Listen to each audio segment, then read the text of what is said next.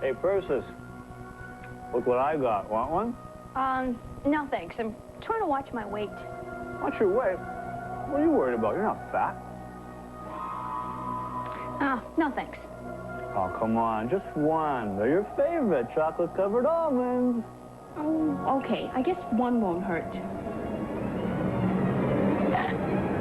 Nope.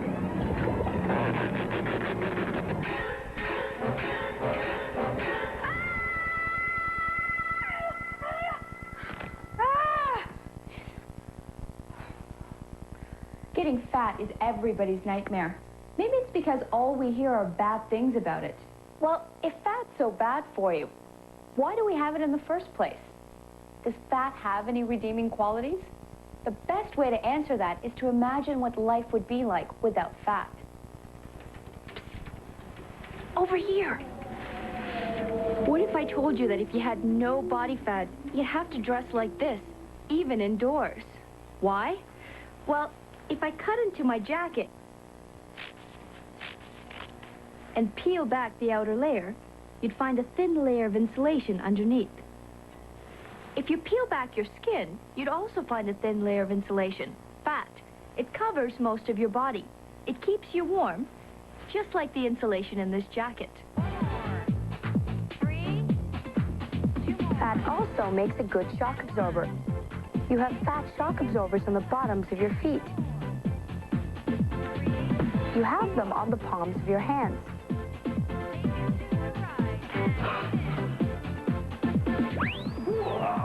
You have them on your butt. You even have them around your internal organs. That's like this bubble wrap. It surrounds and protects your internal organs. Without body fat, your internal organs would look like that. If you had no body fat, you'd also probably have poor vision, lots of cavities, weak bones and muscles, acne, and chronic diarrhea. This is what happens to you when you don't get enough of vitamins A, D, E, and K. But what do vitamins have to do with fat? Well, all these vitamins are fat soluble. This means that they need fat to be absorbed by your body. No fat, and they go right through you. Oh, excuse me.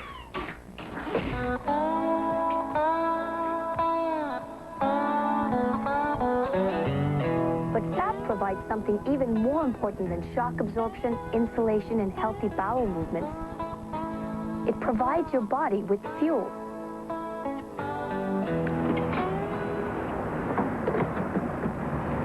Your body burns fat the same way your car burns gasoline.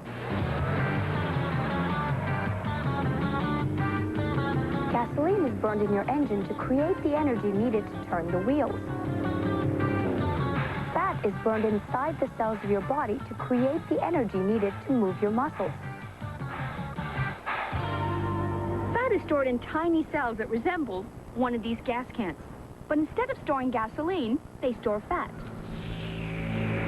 They're called adipose cells. You have millions of these miniature gas tanks all over your body.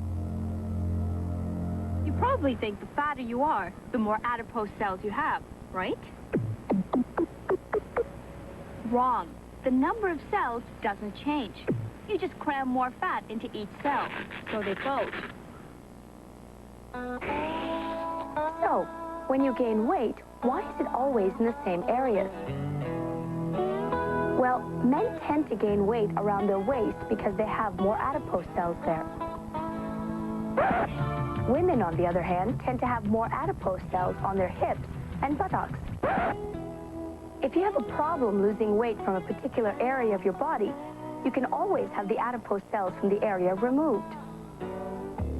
It's called liposuction. Adipose cells are sucked out through a small incision made in the skin. In theory, you don't put weight back on because you have no adipose cells to hold the fat. At least, that's how it's supposed to work. But not all your adipose cells are removed. So the cells left behind just bulge more with fat. Fat may seem like a real nuisance, but consider yourself lucky. If you had no fat, you'd have to use only carbohydrates for fuel. Carbohydrates? Carbohydrates include all forms of sugar and starch. Your body breaks them down and stores them in your liver and muscles. The only problem with carbohydrates is they're bulky. If you stored nothing but carbs, you'd actually gain weight. You'd weigh 3 to 4 times your normal weight. Too much fat is unhealthy. But as you can see, no fat at all is even worse. Hey, can somebody help me up?